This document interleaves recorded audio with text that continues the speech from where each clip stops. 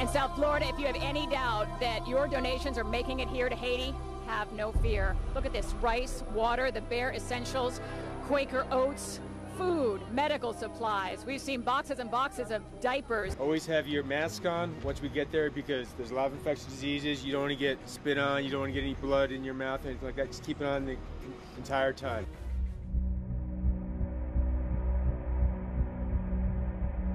It's been a 2-hour drive for this crew from the mountains through the capital and now toward the epicenter in Leogane. We all have our masks on for fear of airborne tuberculosis and eyewear for fear of debris. What this team of 12 Miami Beach firefighters, 2 Miami doctors, and 2 Miami nurses are seeing is just some of the destruction. But we're told in Leogane, the epicenter, it is flattened, and they have not seen any human help yet.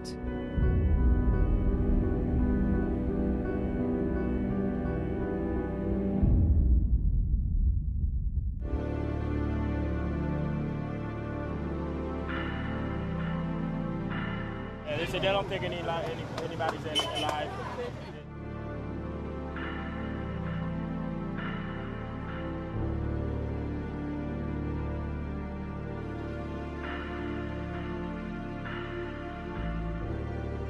The team wanted to check out this area. Just look at this. A huge church came down. So many bodies were trapped, the locals tell us, but there's no one alive screaming anymore.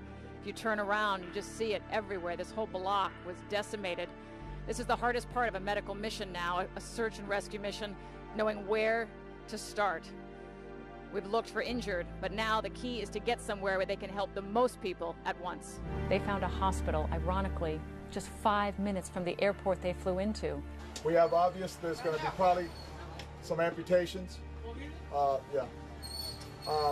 some other things, obvious infections and some things that we saw in there. Hospital Bernard Muse. It says Pavilion for the Poor. We walked up to the gate, and as soon as you walked inside, there was just this open courtyard of the hospital. It was more gore than I'd ever seen in my life. I don't know what other word to use. It was horrible. The screams were just everywhere.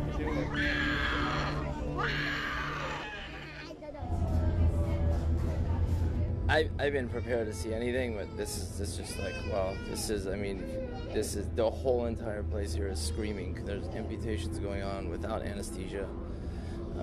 They come in here with, bandages that haven't been cleaned in a week. We open the bandages, we find like 1,000 maggots in their arms. I've never seen anything like this in my life.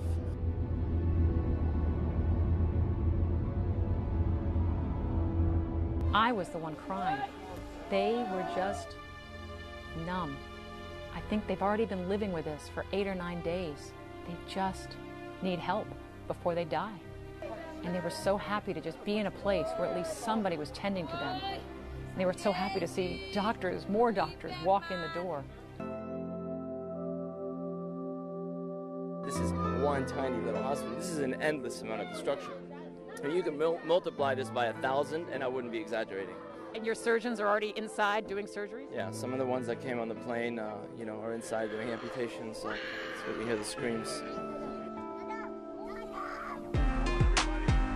Hi, this is Sujin Park with MTV News. I'm here outside of a hospital just miles outside of Port-au-Prince Airport here in Haiti. Relief organizations like Medishare have arrived along with the military, and they've brought boxes of bottled water that they're handing out to anyone that'll stand in this line that's growing by the second here. If you're wondering where all your donations are going, well, this is where it's really impacting the Haitian people. Vous êtes malade, alors vous allez là à l'hôpital, no? Let's start giving them 1 can of food each and a water. 1 can of food, 1 water. You need a multiply the volunteers by 100,000 and multiply the supplies by 10 million, and that's what we need here. This is just one tiny little inner suburb in Port-au-Prince. It's been about 5 minutes since we started this line, and the boxes are empty. It's not enough.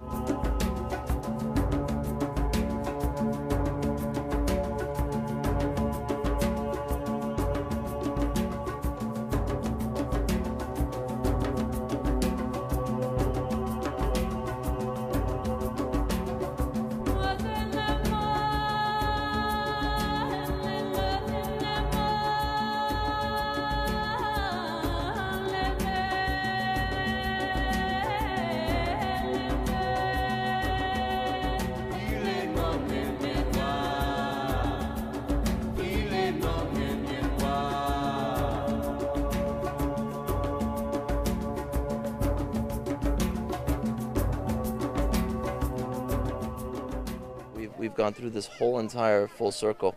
We came here, we brought everybody tents. Everybody was happy. The tents ripped.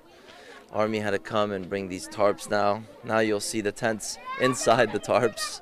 So we're just very happy to see this scene because for many living here, they say if not for this tent city, they'd have nowhere to go. Hey, that's my little... And it's not. He's now trying to get more than 400 children living in the Belleville tent city signed up for schools. He said volunteers document the names and photos of every single child. You know, I came here with a pure humanitarian, let's help out. And, you know, once you make a connection with all these people, you can't walk away anymore. So now you have to, you know, it's how far do you want to take them? It'll take years to build this up, attorneys and everything. One of the best party promoters in Miami Beach, Capone says these young faces remind him that this is a long way from living life in the fast lane. Well, these people are really, really special. It's we've tried to teach them the village feel and the village concept here of all working together. It's been an amazing experience. I don't see this kind of unity even in the world we live in. And you know, they're here in tents in the dirt, so we can learn from them too.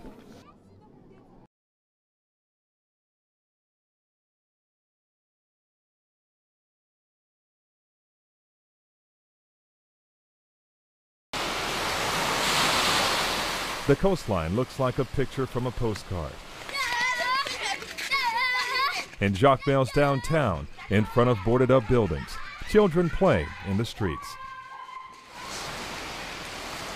It's a port town with potential to become a major tourist destination, says Michael Capone. I went over there and I'm like, you gotta be kidding me. I was like, there's an airport, everything is here. All you gotta do is renovate this place and teach them how to invite tourism. So since I know how to do that, and we have all these people here, I'm like, you know what? Instead of giving everybody, you know, fish and rice every day, why don't we bring them over to Jacmel and give them a fishing pole and give them a hammer, you know, and kind of teach them how to renovate their own historic landmark city. And this week, construction is underway. Haitian workers began laying the groundwork for new restaurants, bars, and Capone says, eventually, beachfront resorts. Hopefully, on the anniversary of 2012, I think we could stand here at the ribbon cutting of a brand new Jacmel, you know, and give these people jobs.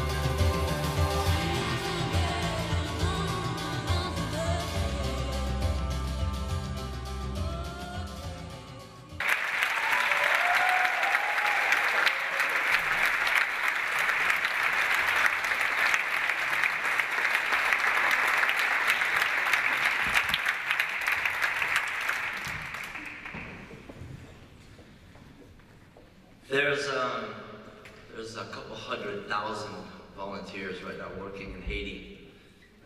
Different countries, all different kinds of amazing people doing exactly what I do there, or more.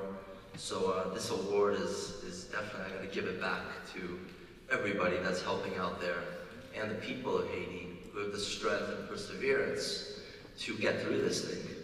Because at the end of the day, it's them that's gonna change the country. There's some key people that I have to thank, which is my mom, Reza Bundy, Maria Bello, Anna Mixon, Joelle Cowley, Billy Dean, getting the plane over there on Christmas, Foundation, Yele, Medishare, United Way. What we're trying to do here is create something that this country can have that would be a great model that the Haitians can replicate. So when I found this city that they introduced me to, this little town, which is about the size of Key West, I'm like, this is really within reach. We could completely renovate the city probably in the next 2 years. We can invite all our friends from Miami, New York, the fashion industry, everything. And as this grows and grows and grows, we're going to create more and more and more jobs. And I thought it was such a great fit. There was always a conflict with, I'm a developer and I'm also a nightclub promoter. People are like, why am I going to hire a construction company? You're in the nightclub business. And it's always been this conflict. And today I'm looking at it and I'm like, this is very strange how it's like both careers now are a perfect fit for what I'm doing in Haiti. I can promote Haiti to the world and also understand what it needs from a development standpoint to make it right so the world can come and actually really enjoy it. And so that's basically what Big Mission is here. And with the help of Yele that they committed this week, we're going to build a really large hospitality school. And the key is put 300 Haitians in there. 6 months they graduate, they get a diploma, they go into the hotel, they work, then the hotel gets a phase 2, 300 more people graduate from the school. And little by little, more and more people are going to become independent. And Haiti's going to look at this, they're going to say, this worked in Jacmel. Now let's do this in Ilavache. Now let's do this in Labadie. Let's do this in all these regions. So the concept is, let's fix Haiti, but let's do it from the outside in. Fix it from the coastlines as we're fixing the center. And I think if we all work together on this project, and all of our friends, and our celebrity friends, and everybody that wants to help, and Venus Williams, and Maria, and Patricia Arquette, and Donna, everyone's going to come together, and we're going to pull this off. And I think we're going to be able to change completely this country and make it something that everyone's going to want to visit and go help. So thank you for the award. Thank you, John.